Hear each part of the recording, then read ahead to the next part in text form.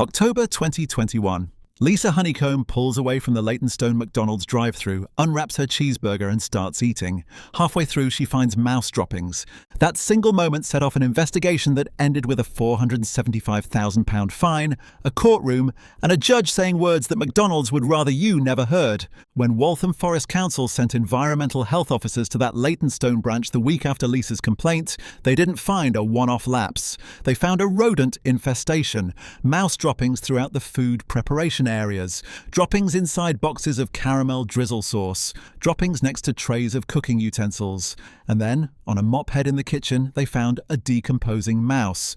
But the detail that stopped me cold wasn't the decomposing mouse, it was the fryer. Next to one of the fryers, the thing that cooks the food you're eating, they supposedly found what was described as a mummified mouse. The restaurant was closed for 24 hours on October the 15th due to what officers called an imminent risk to health. Now, McDonald's didn't fight this in court. They pleaded guilty to 1 count of failing to comply with the Food Safety Act and 2 counts of failing to put in place adequate measures to control pests. The total bill came to £475,000 in fines, £22,000 in legal costs, and a £190 victim surcharge. District Judge Susan Holdham didn't hold back. She said, and I'm going to read this exactly because I think it deserves to be heard in full.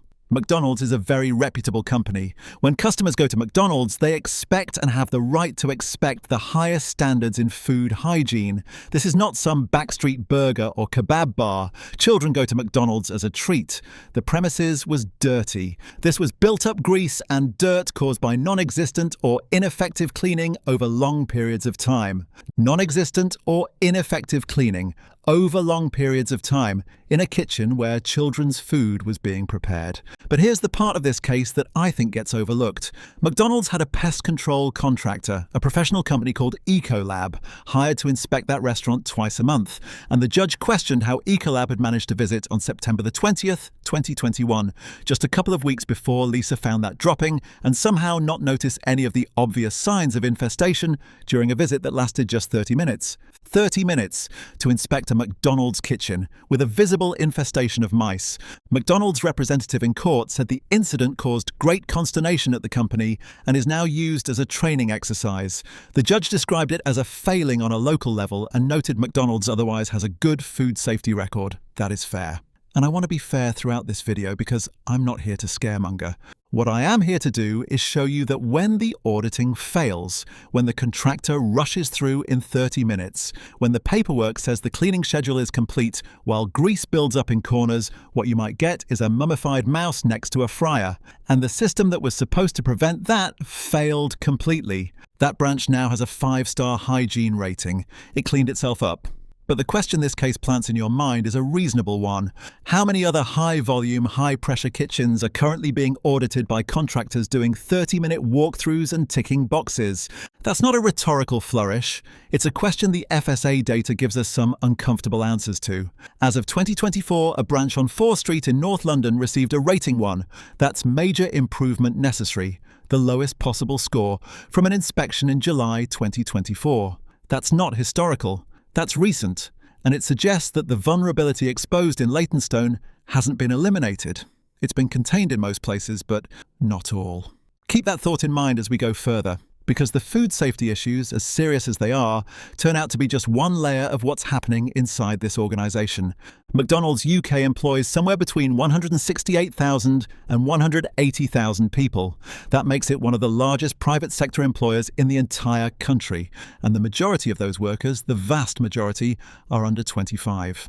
A significant portion are teenagers aged 16 to 19, many of them in their first ever job.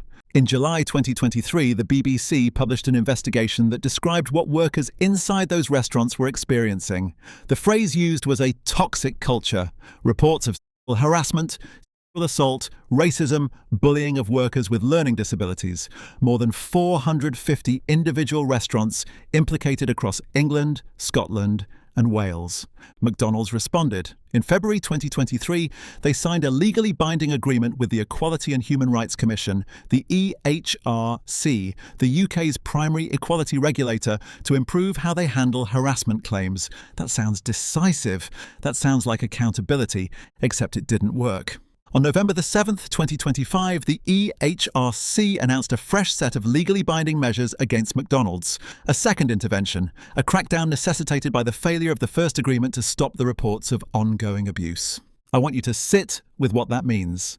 The UK's equality watchdog had to formally intervene in a single company twice in less than 3 years. Employment lawyers will tell you that one EHRC intervention is exceptional. Two means something has fundamentally broken down inside the organisation's culture and reporting structures. The scale of the legal action now building against McDonald's is staggering. More than 700 workers, many aged 19 or younger, have instructed the law firm Lee Day to pursue claims against the chain. Around 700 people, most of them young, most of them in their first or second job. So how does something like this become systemic rather than isolated? How does it spread across a supposed 450 restaurants rather than concentrating in a few? The answer is a mechanism you've probably never thought about before: 0 hours contracts. Approximately 89% of McDonald's UK workers are on 0 hours contracts. No guaranteed hours, no guaranteed income. Every week, their manager decides how many shifts they get. And some managers, according to testimony provided to legal teams and the BBC, were using that power in the most predatory way imaginable. The pattern described by multiple workers goes like this.